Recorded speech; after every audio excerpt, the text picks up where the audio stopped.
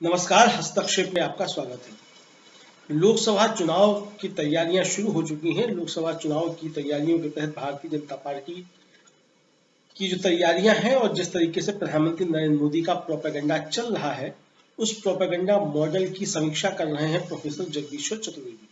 तो आइए सुनते हैं प्रोफेसर जगदीश्वर चतुर्वेदी से कि प्रधानमंत्री नरेंद्र मोदी का प्रोपेगेंडा मॉडल क्या है और भारतीय जनता पार्टी किस तरीके से इस चुनाव में किन मुद्दों को लेकर के जा रही है और विपक्ष के पास इन मुद्दों की क्या काट है, या विपक्ष के पास जो मुद्दे हैं उनकी भारतीय जनता पार्टी के पास क्या काट है। तो आइए सुनते हैं प्रोफेसर जगदीश्वर चतुर्वेदी का ये संवाद सभा। आज हम लोगों ने जो प्रोग्राम का जो विषय रखा है वो बहुत ही सामयिक है और इसका एक बहुत बड़ा कारण यह है कि कर्नाटक में जेडीएस के एक सांसद उम्मीदवार और जो अभी सिटिंग सांसद भी हैं और वे एनडीए के एलआई हैं, वो हसनपुर से इलेक्शन लड़े थे और उन जनाब की हालत यह है कि उनके 3000 वीडियो, सेक्स वीडियो, वो वायरल हो चुके हैं, वो मार्केट में आ चुके हैं, वो लोगों के डिस्कशन में आ चुके हैं। और ये सारा का सारा प्रपंच शुरू हुआ है 26 तारीख से एक दिन पहले से, यानी 26 अप्रैल के एक दिन पहले से। और इसने, ये जो सज्जन है जिनके के ये वीडियो आए हैं, उनकी स्थिति यह है कि उनका नाम है पी रेवन्ना। ये पी रेवन्ना जो है, ये इन्होंने खुद वो 3000 वीडियो तैयार किए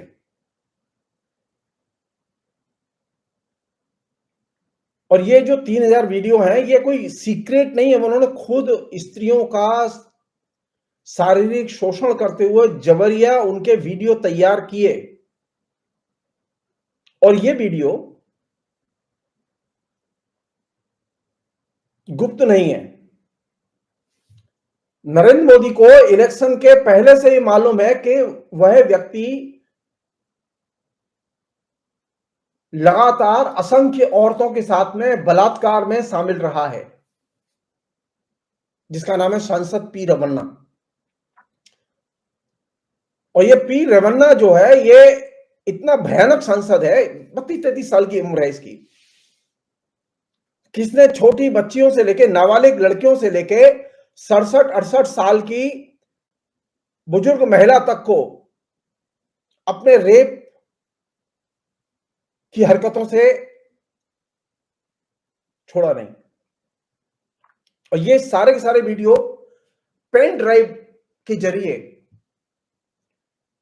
26 अप्रैल को पोलिंग थी वहां हसनपुर में, और उस पोलिंग के एक दिन पहले से, एक डेढ़ दिन पहले से वो पेन ड्राइव के जरिए वो वीडियो पूरे की पूरी कॉन्स्टिट्यूंसी में बांट दिए गए। किसने बांटे कोई नहीं जानता। ये हिंदुस्तान की अभी तक की हिस्ट्री का सबसे बड़ा सेक्स स्कैंडल है। एक व्यक्ति असंख्य औरतों के साथ में बलात्कार करे, वह सांसद रहे, उसकी गिरफ्तारी ना हो, और वह जिस पार्टी का सांसद है उस पार्टी के अंदर उसकी इज्जत ऐसी हो कि कोई उसके खिलाफ बोल ना सके। प्रधानमंत्री नरेंद्र मोदी की औकात इतनी है कि वे उसके सामने एकदम भीगी बिल्ली बने रहे। उन्होंने उसके लिए वोट मांगा जाके, ये जानते हुए भी ये रेपिस्ट है। उसने सीरियल रेपिस्टों के भी जो है वो रिकॉर्ड तोड़ दिए।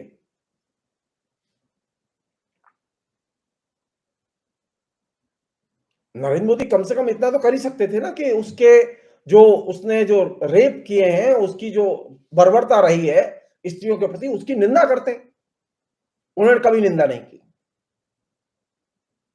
क्यों निंदा नहीं की, मैं इसकी चर्चा बाद में करूंगा। मैं सिर्फ जो चीज आपसे शेयर करना चाहता हूं वो ये कि सांसद पी रेवन्ना का जो सेक्स कांड है वो एक्चुअल, और उसकी डेट देखिए, पोलिंग से एक दिन पहले उसके पेन ड्राइव में सारे के सारे 3000 वीडियो जनता के बीच में पहुंच गए।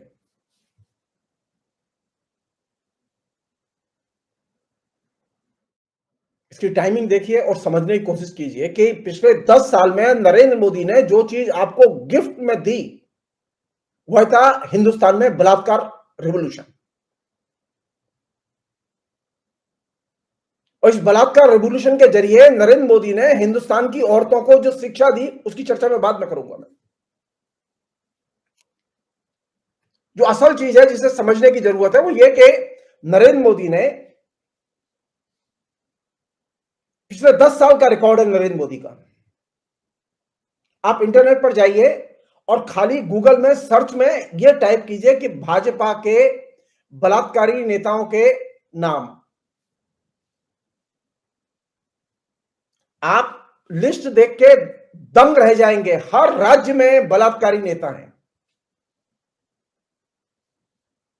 और यह सारा का सारा रिकॉर्ड हाल के वर्षों का है। कमाल है।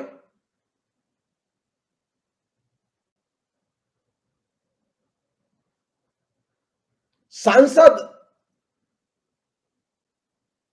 सेक्स स्कैंडल में शामिल हो और वो सेक्स स्कैंडल साधारण सेक्स स्कैंडल नहीं है, वो असाधारण। सारी दुनिया में किसी भी एमपी के,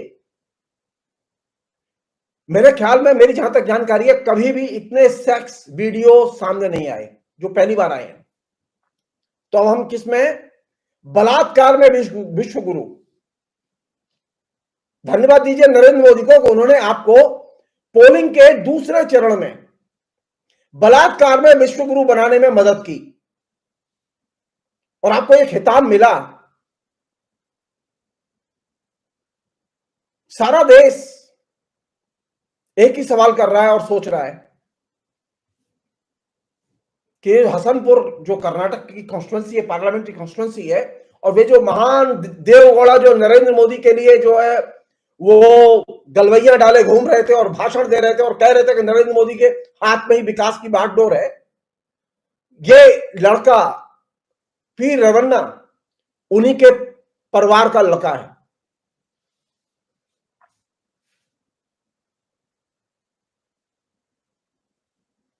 कमाल है। परिवार में एक ऐसा नायक है जो कि खुल्लम खुल्ला असंख्य औरतों के साथ में दैनंदिन बलात्कार करे और उसका ग्रैंडफादर सारे देश में उसके लिए वोट मांगे, एनडीए के लिए वोट मांगे। और एनडीए के जो एलआई हैं उनकी नैतिकता का स्तर देखिए आप। एनडीए के किसी भी एलआई ने अपने को खुलकर, वो महान नैतिकतावादी नीतीश कुमार और महान नैतिकतावादी और उपदेशक आरएसएस के सरसंघ चालक मोहन भागवत, किसी ने भी इस कांड की निंदा नहीं की। आश्चर्य की बात है। और ये एक दिन में चीज सामने नहीं आई खाली, ऐसा नहीं है। हालत यह है कि अगर आप ध्यान से देखें कि ये जो पहला तो प्रश्न यही उठता है कि उस आदमी ने रेप किया, रेप के साथ साथ जबरदस्ती उन औरतों के वीडियो क्यों तैयार किए? आप सोच के देखिए।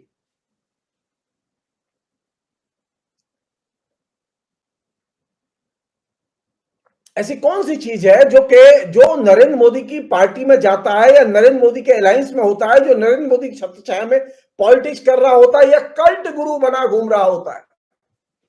आशाराम बापू से लेकर राम रहीम तक और भी लोग हैं, वे सारे के सारे लोग बलात्कार रिवॉल्यूशन में क्यों पकड़े जा रहे हैं? वे धार्मिक क्रांति के लिए पैदा हुए थे लेकिन वे अब बलात्कार क्रांति कर रहे हैं।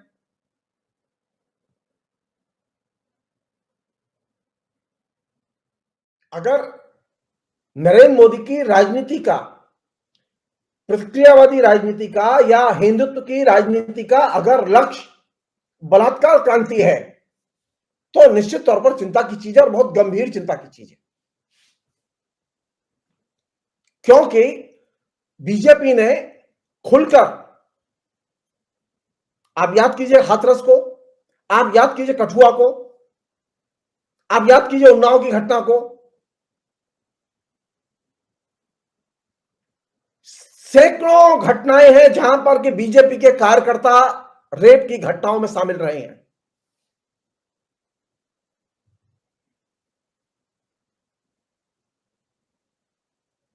नरेंद्र मोदी ने कभी भी किसी भी बलात्कार की घटना की निंदा नहीं की अपने पूरी हिस्ट्री में। 10 साल से वो प्रधानमंत्री हैं, 10 साल में उन्होंने मणिपुर में औरतों के साथ में भयानक जुल्म हुए, उनको नंगा करके दौड़ाया गया और उत्पीड़ित किया गया। सारे हिंदुस्तान में वीडियो वायरल हुआ उनका। नरेंद्र मोदी के मुंह से एक शब्द निंदा का नहीं निकला। नरेंद्र मोदी संदेश खाली गए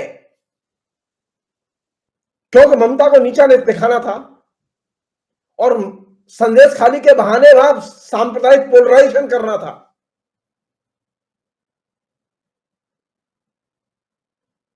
नरेंद्र मोदी ने अपनी इलेक्शन मीटिंगों में संदेश खाली का कई बार जिक्र किया बंगाल में, लेकिन कर्नाटक में किसी भी मीटिंग में उन्होंने हसनपुर के सांसद पी रेवन्ना के अपराधों का कभी जिक्र नहीं किया। उन पीड़ित असंख्य औरतों को एक शब्द सांत्वना का नहीं बोला। उस सांसद के खिलाफ में कोई एक्शन नहीं लिया गया। वह नरेंद्र मोदी और वह अमित शाह और इनके जो बटुक हैं, जो चंटू मंटू हैं,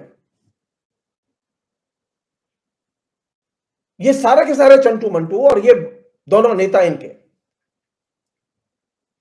इन्होंने एक भयानक चीज पैदा की है। आपने ध्यान नहीं दिया, मैं लिखता रहा हूं, इस पर बोलता भी रहा हूं। नरेंद्र मोदी के आने के बाद में एक तरफ धर्म की खपत बढ़ी है और दूसरी तरफ पोर्नोग्राफी की खपत बढ़ी है। और यह धर्म की और पोर्नोग्राफी की खपत ने बलात्कार की भूमिका और बलात्कार की घटनाओं में अचानक इजाफा किया है। और आज स्थिति यह है कि हिंदुस्तान बलात्कार के मामले में सारी दुनिया में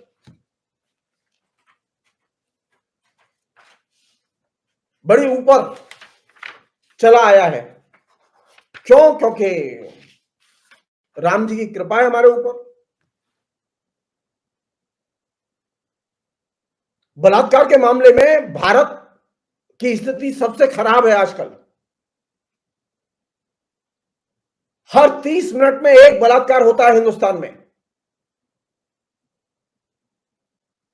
नरेंद्र मोदी के पिछले 10 साल के इलेक्शन भाषण उठाकर देखिए आप। नरेंद्र मोदी ने एक भी भाषण बलात्कार के खिलाफ नहीं दिया।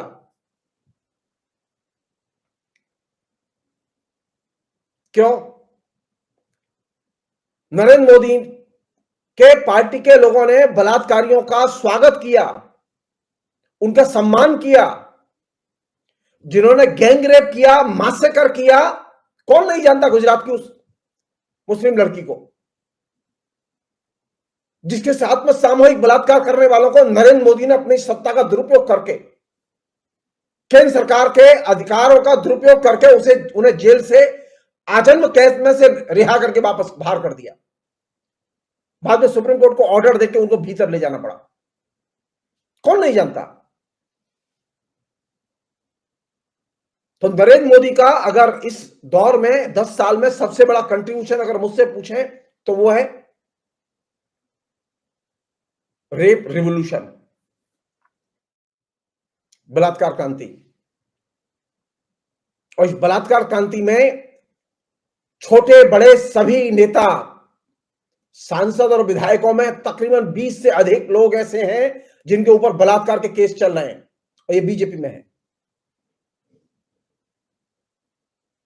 और ये जो पी रेवन्ना, जो जिसे प्रज्वल रेवन्ना कहते हैं, हम पूछना चाहते हैं नरेंद्र मोदी को उसमें ऐसी क्या खास बात लगी जिसके लिए उसके लिए वोट मांगने के लिए वो उन्होंने जनसभा में अपील की, उसे वोट दें और जिताएं। जिस लड़के के बारे में, जिसके रेप के बारे में, जिसके रेप कांडों के बारे में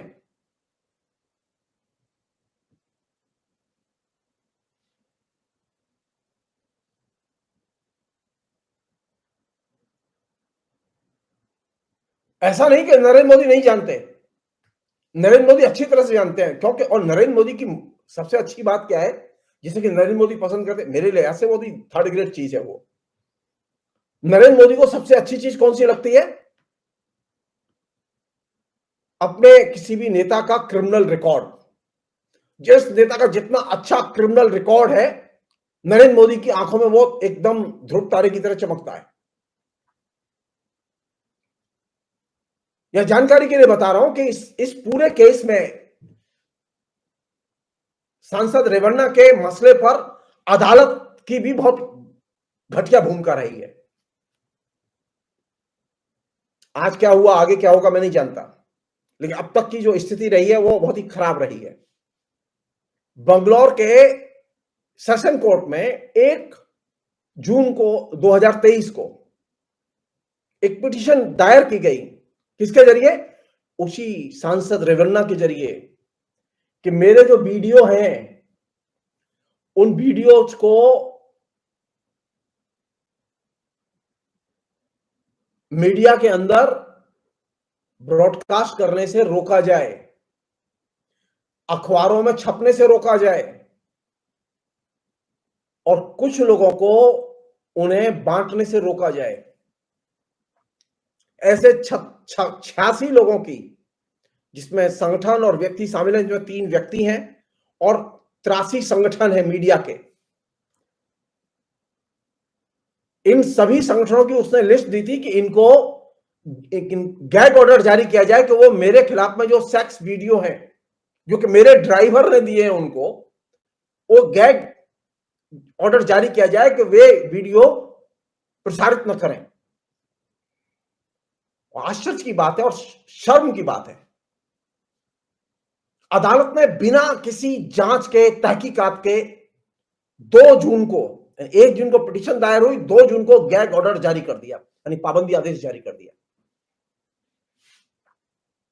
और कहा कि ये जो फेक न्यूज, आर्टिफिशियल फोटोग्राफी, इसके प्रसारण और प्रकाशन से उनका जो याचिका करता है सांसद रेवन्ना, उसको नुकसान हो सकता है, इसलिए इनका प्रसारण न किया जाए।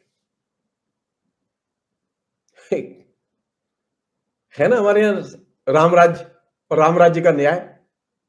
एक रेपिस्ट, उसके वीडियो मतलब अदालत में आने के बावजूद, सूचना आने के बावजूद अदालत ने जानकारी हासिल करनी चाहिए थी, उसकी फॉरेंसिक जांच कराई जानी चाहिए थी, उन वीडियो में पता किया जाना चाहिए कि क्या सही है क्या गलत है। बिना जांच के, बिना तहकीकात के अदालत ने सीधे ऑर्डर पास कर दिया कि ये वीडियो सर्कुलेट न किए जाए और ये वीडियो कभी ब्रॉडकास्टिंग में इस्तेमाल न किए जाए, न मीडिया में इन पर लिखा जाए।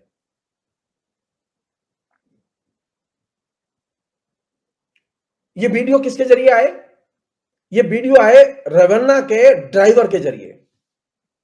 वह ड्राइवर रेवन्ना का टेक्नीशियन था, रेवन्ना रेप करते थे, और वो। बने रहिए, परिचर्चा अभी जारी है। वीडियो को लाइक और शेयर कर दीजिए और चैनल को सब्सक्राइब कर लीजिए। आइए आगे सुनते हैं इस परिचर्चा। वीडियो बनाता था, उनके सारे इलेक्ट्रॉनिक इक्विपमेंट जो है, उपकरण, वही संभालता था, और वह 2023 से सांसद को धमकियां दे रहा था। अपने होगा कुछ चक्कर। इसी दौरान एक और पंगा हुआ। उस ड्राइवर ने दिसंबर 2023 में पुलिस में एफआईआर कराई कि मेरा और मेरी पत्नी का अपहरण कर लिया गया है, और मेरी मां पर ये सांसद रेवन्ना 13 एकड़ जमीन दे देने के लिए दबाव डाल रहे हैं।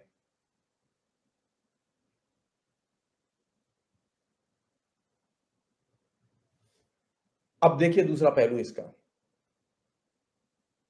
बीजेपी के एक नेता हैं जी देवराजे गौड़ा। देवराजे गौड़ा ने सांसद रेवन्ना और उनके फादर, इन दोनों के खिलाफ जनवरी 2024 में और ये जो जी देवराजे गौड़ा है, ये वकील है पेशे से, और ये रेवन्ना के ड्राइवर के वकील थे, और इनके पास में ड्राइवर ने वो सारे वीडियो 2009 से के करीब वीडियो, सेक्स वीडियो, वो इनको दे दिए थे वकील साहब को, और वकील साहब उनके लिए केस लड़ रहे थे, और जिस पर गैग ऑर्डर जारी हुआ, पाबंदी आदेश जारी हुआ अदालत की तरफ से, बिना जांच किए, तहकीकात किए कि ये फेक हो सकता है वगैरह वगैरह।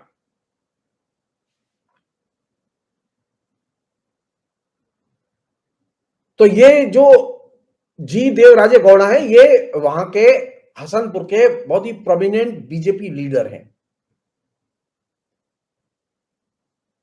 इन्होंने हसनपुर में ही जनवरी 2024 में प्रेस कॉन्फ्रेंस की, और प्रेस कॉन्फ्रेंस करके सबको बताया,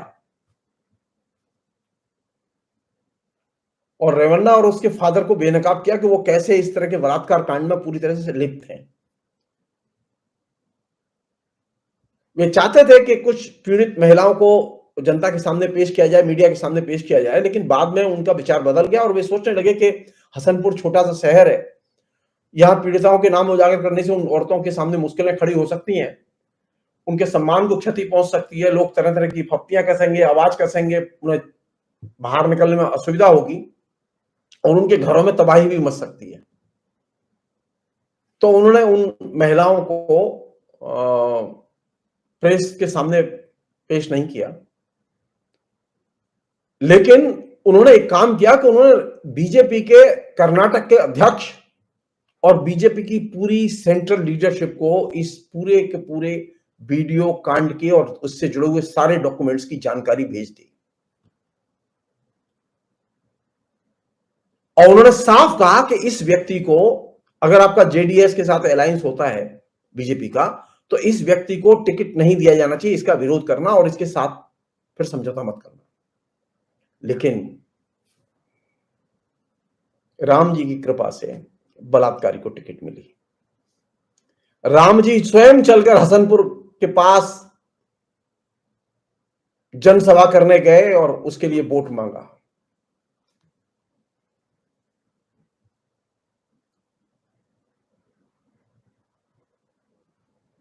और बीजेपी के नेता ने यह भी कहा कि ये जो पेन ड्राइव है, इस पेन ड्राइव के अलावा जो मेरे पास है, उस जिसकी जानकारी मैं आपको दे रहा हूं, एक और पेन ड्राइव है जो कि कांग्रेस के पास पहुंच चुका है।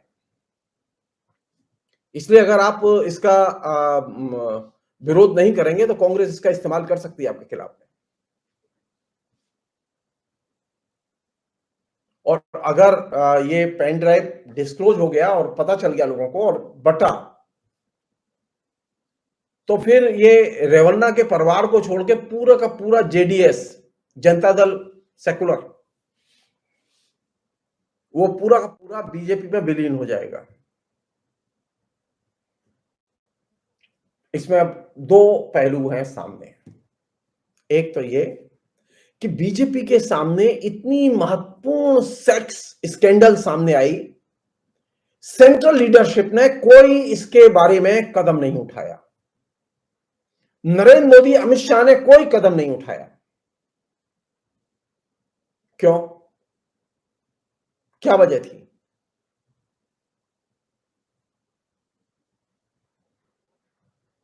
एक और चीज, जो महत्वपूर्ण चीज, चूंकि 1 जून को यह मसला सामने आ चुका था और कांग्रेस जानती थी,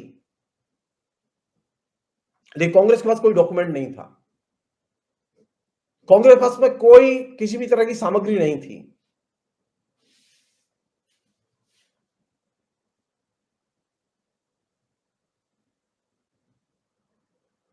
कांग्रेस को जब यह पहली बार पोलिंग के खत्म होने के बाद कर्नाटक के महिला आयोग के अध्यक्षा ने चिट्ठी लिखी पुलिस के सीनियर ऑफिसर्स को, कर्नाटक के, और मुख्यमंत्री को, तो उन्होंने तत्काल एक्शन लिया और उन्होंने एसआईटी यानी विशेष जांच दल का गठन किया। मैं सिर्फ इतना सा जानना चाहता हूं कि कांग्रेस जून से लेकर अब तक किस चीज का इंतजार कर रही थी?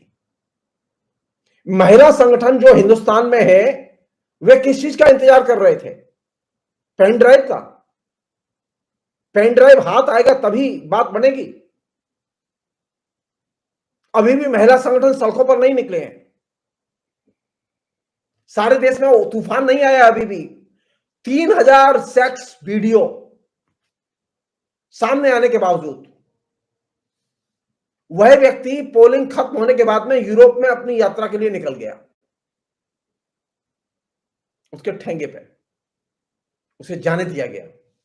नरेंद्र मोदी किसी भी चलते फिरते प्रोफेसर को, टीचर को, अभिनेता को, अभिनेत्री को रोक लेते हैं। एक रेपिस्ट को जिसने असंख्य औरतों के साथ बलात्कार किए, उसको सकुशल विदेश यात्रा के लिए जाने दिया गया। नरेंद्र मोदी का बलात्कार प्रेमी प्रेम देखने लायक है। अब एक अन्य चीज है जिस पर कायदे से ध्यान दें आप लोग, वो ये कि इस व्यक्ति ने सेक्स वीडियो क्यों बनाए।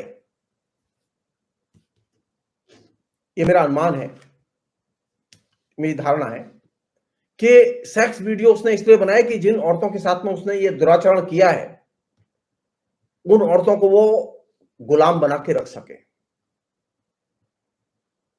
और सबसे जो मतलब चिंता की चीज थी, और सब लोग जानते हैं इस बात को, कि औरतें जानती थी कि उनका वीडियो बन रहा है। छुपा के नहीं बनाया गया। वो ड्राइवर वो बाकायदा वीडियो बनाता था। इन औरतों को मालूम था कि उनके वीडियो बनाए जा रहे हैं, तो वह इस वीडियोग्राफी के जरिए अपनी इस अपराध को एक और अपराध में कन्वर्ट कर रहा था जिसे हम लोग कहते हैं पोर्नोग्राफी। वो पोर्नोग्राफी बना के वो तैयार कर रहा था जिससे कि लोग बाद में उसका इंटरनेट पर आनंद लें। तो उसने क्या किया कि उसने पहले रेप किया, पहला अपराध ये किया। दूसरा अपराध ये किया कि रेप का उसने वीडियो बनाया और उस वीडियो को उसने बाकायदा पेन ड्राइव में तैयार किया, अपने लैपटॉप में या इक्विपमेंट में या अपने मोबाइल में तैयार किया। और ये हार्डकोर पॉर्न है। इसे कहते हैं औरतों का डबल मर्डर।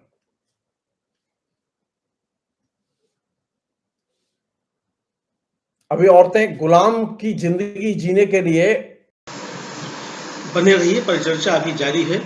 वीडियो को लाइक और शेयर कर दीजिए और चैनल को सब्सक्राइब कर लीजिए। आइए आगे सुनते हैं इस परिचर्चा। अभिशप्त थी, उसकी हवस पूरी करने के लिए और उसके तमाम किस्म के दुराचरणों में शामिल होने के लिए अभिशप्त थी।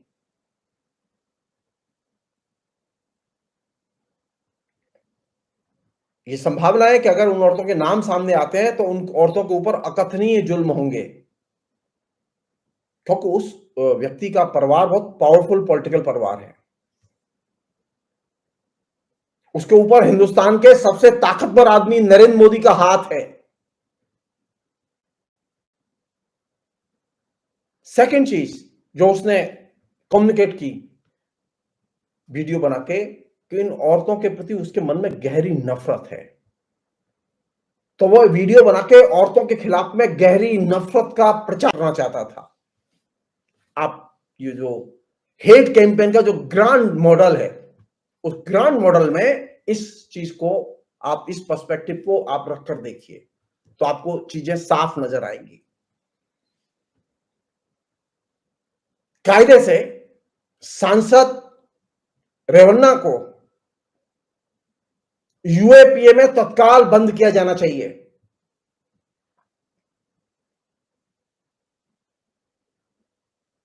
और उसका संरक्षण देने वाले उसके पिता को बंद किया जाना चाहिए। और महिला संगठनों को और तमाम लोकतांत्रिक संगठनों को सड़कों पर निकल के जनता को गोलबंद करना चाहिए उन महिलाओं के पक्ष में।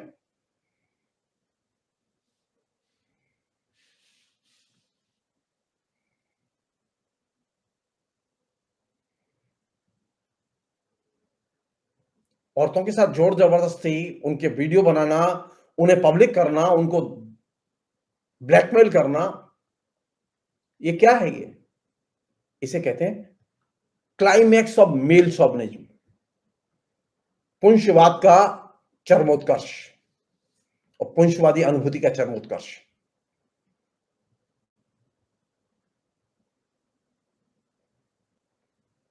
कर्नाटका महिला आयोग की अध्यक्षा को निश्चित तौर पर इसके लिए वो साधुवाद की पात्र हैं कि उन्होंने इसकी तत्काल, जब उन्हें पेन ड्राइव मिला तो उन्होंने तत्काल एक्शन लिया, उन्होंने अनुरोध किया, कार्रवाई हुई। हमारा मानना यह है कि इस पूरे प्रसंग को कानून और व्यवस्था के प्रसंग के रूप में नहीं देखा जाना चाहिए। ये एक पॉलिटिकल समस्या है और ये एक तरह से मेल शॉविनिज्म की सबसे बर्बर समस्या है। बलात्कार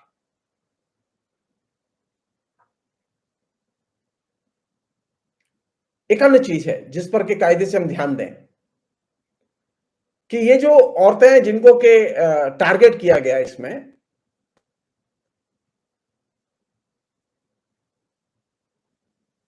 मैसेज क्या है? इसका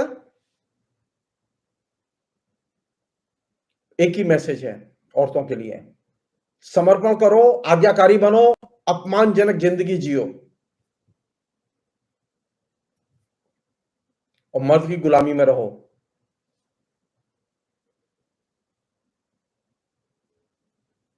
और ये घटना एक बात का संकेत है कि हमारे देश में आज भी औरत पराधीन है और वो शोषण की शिकार है और बलात्कार की शिकार है। उसे आए दिन अपमान, अनादर और दुर्व्यवहार का सामना करना पड़ता है। और प्रधानमंत्री जैसा व्यक्ति उस पर चुप रहता है। प्रधानमंत्री को अनेक चीजों पर उत्तेजना होती है, आक्रामक दिखाई देते हैं वो,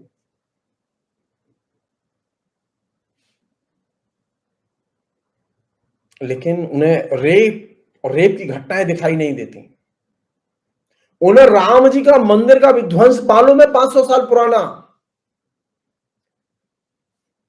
लेकिन हसनपुर के सांसद के द्वारा किए गए असंख्य बलात्कार और उनके 3000 वीडियो, उनको जानकारी नहीं है। उसके लिए तो वो वोट मांग रहे थे कि बेटा को वोट दो।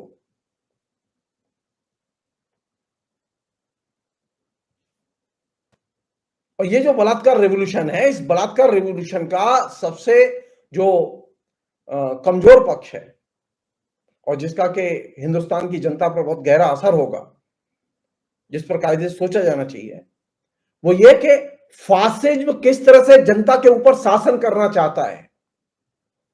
Narendra Modi democratically elected fascist नेता हैं। बलात्कार और बलात्कारियों को वे लगातार अपनी चुप्पी के जरिए मदद पहुंचाते रहे हैं।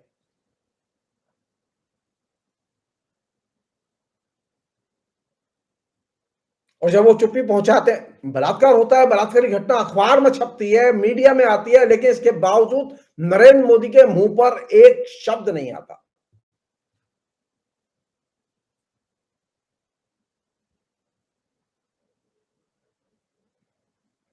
क्यों हो रही है इतनी बलात्कार की घटनाएं?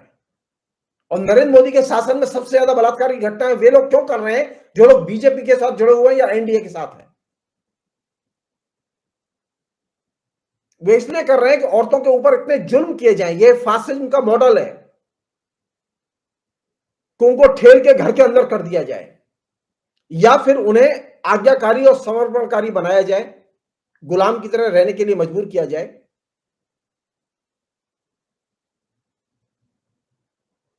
और इसके लिए सबसे अच्छा तरीका क्या है? उनका शारीरिक शोषण और शारीरिक दमन। और जो शारीरिक शोषण करें, शारीरिक दमन करें, उनको समर्थन दो और संरक्षण दो। मैं सिर्फ एक याद के लिए, क्योंकि नरेंद्र मोदी के इतिहास में बड़ी दिलचस्पी है, वो जिसे हिंदू युग का स्वर्ण युग कहते हैं ना, हिंदू स्वर्ण काल, उस हिंदू स्वर्ण काल में सबसे अधिक वेश्याएं हुआ करती थी, स्त्रियों पर सबसे जघन्य अपराध और जुल्म हुआ करते थे।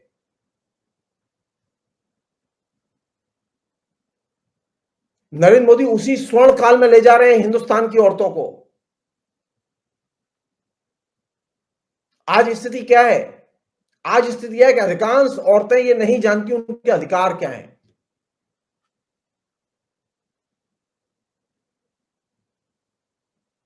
तो उनकी जरूरतें क्या हैं? तो उनके अज्ञान का और उनके अनुभवहीनता का खूब जम के दोहन किया जा रहा है। और कैसे दोहन किया जा रहा है? उनको भक्त बनाओ।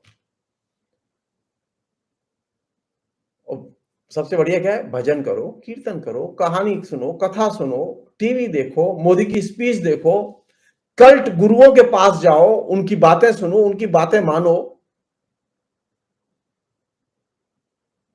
और ये सब करते हुए इन औरतों की जेहन में, इन चेतना में कोई बदलाव नहीं आता। तो नरेंद्र मोदी ने एक ऐसी कट्टरपंथी औरत तैयार की है जो मोदी भक्त है, जो कल्ट गुरुओं के पास जाती है, जो बलात्कारियों का समर्थन करती है। कौन नहीं जानता राम रहीम की अपराध कांड में जिसमें उसे सजा मिली और वो जेल में है। राम रहीम के डिफेंस में हजारों औरतें निकल के आई थी। कौन नहीं जानता गुजरात के दंगों के समय पे सैकड़ों औरतें 2002 के दंगों में हत्याकांड में शामिल हुई थी।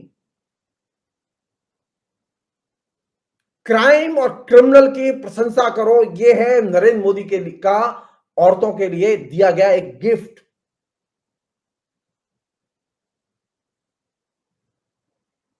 और औरतों को बार बार ये चीज समझाई जा रही है कि तुम्हारे अगर जीवन में अपमान हो तो अपमान को सहो,